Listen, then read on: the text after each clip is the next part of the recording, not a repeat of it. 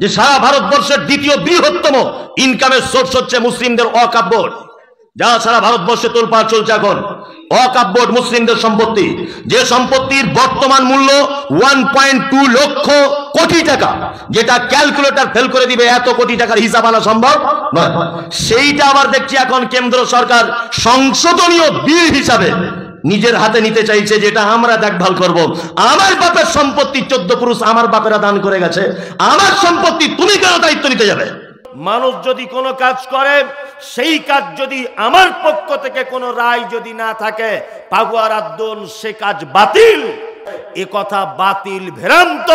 এ কথা মুহাম্মদ সাল্লাল্লাহু আলাইহি ওয়াসাল্লামের পক্ষ থেকে কোনো রায় পাওয়া যায় না। খুব সাবধানে থাকবেন। হ্যাঁ, মিথ্যা করে জমি কেনা বেচা করবেন, গুণের জমি ফাঁকি দেবেন, বাপ মাকে খেতে দেবেন না, এইটার মানে হচ্ছে নবীকে ভালোবাসা, তাই তো? যারা যুদ্ধতে শহীদ হয়েছে তাদের থাকার জায়গা জান্নাত, যারা যুদ্ধতে জয়লাভ করেছে তাদেরও থাকার জায়গা জান্নাত। ইসলামের সবথেকে কঠিন জিহাদ, তার নাম বদর। বদরের যুদ্ধটা কেমন হয়েছিল? বাপ তলোয়ার ধরেছে বেটাকে মারবে, আর বেটা তলোয়ার ধরেছে বাপকে মারবে, এর নাম বদর। হ্যাঁ, ভাতিজা তলোয়ার ধরেছে চাচাকে মারবে, চাচা তলোয়ার ধরেছে ভাতিজিকে মারবে। হ্যাঁ, ভাই তলোয়ার ধরেছে ভাই মুশরিক মারবে কাকে? ইমানদার আর এক ভাইকে ইমান এনেছে, তাই এর নাম বদরের যুদ্ধ। আল্লাহ নবী সাল্লাল্লাহু আলাইহি ওয়াসাল্লাম বলেছেন, বদরে যারা অংশগ্রহণ করেছে আল্লাহ তাদের সবাইকে ক্ষমা করে দিয়েছে।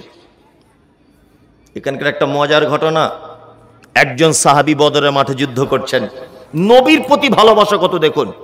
বদরের মাঠে যুদ্ধ করছেন, যুদ্ধ করতে করতে তলোয়ার চালাতে চালাতে তার তলোয়ারের সামনে তার আব্বা এসে দাঁড়িয়েছে, তার বাপ। কে? কে? তার বাপ। সাহাবীটি তলোয়ার নামিয়ে নিলেন, বাপ মুশরিক। কি বললাম বুঝলেন না? সাহাবী তলোয়ার নামিয়ে নিলেন। নামিয়ে নেওয়ার পর কিছুক্ষণ ভাবলেন, যেটা তো আমার বাপ, বাপকে মারা কি অত সহজ? হ্যাঁ, এই সময় তার একজন সাহাবী পাশ থেকে কথা বলতে বলতে বলছেন, কি বলছেন? তোমরা ততক্ষণ পর্যন্ত ইমানদার পরিপূর্ণ হতে পারবে না যতক্ষণ না পর্যন্ত পৃথিবীর সমস্ত কিছু থেকে মুহাম্মদ সাল্লাল্লাহু আলাইহি ওয়াসাল্লামকে ভালোবাসতে না পারবে। এই কথা বারবার কানে ভাসছে। সাহাবীটির তলোয়ার হাতে নিয়ে আছেন, ঠক ঠক করে কাঁপছেন, কি করে আমার আব্বাকে মারবো?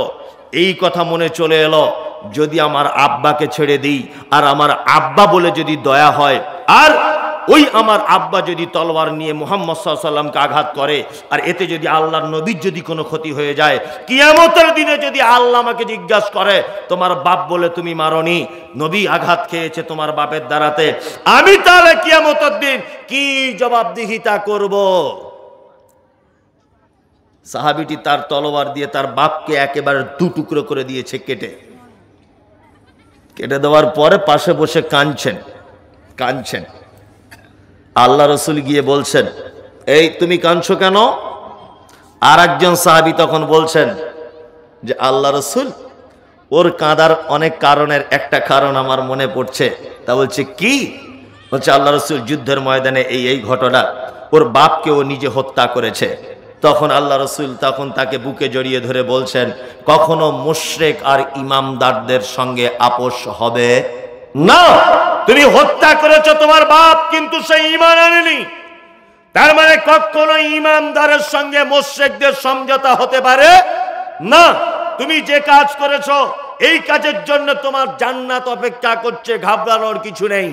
কারণ তুমি এটা প্রমাণ করেছো, তুমি তোমার বাপ, তুমি তোমার পিতা, তোমার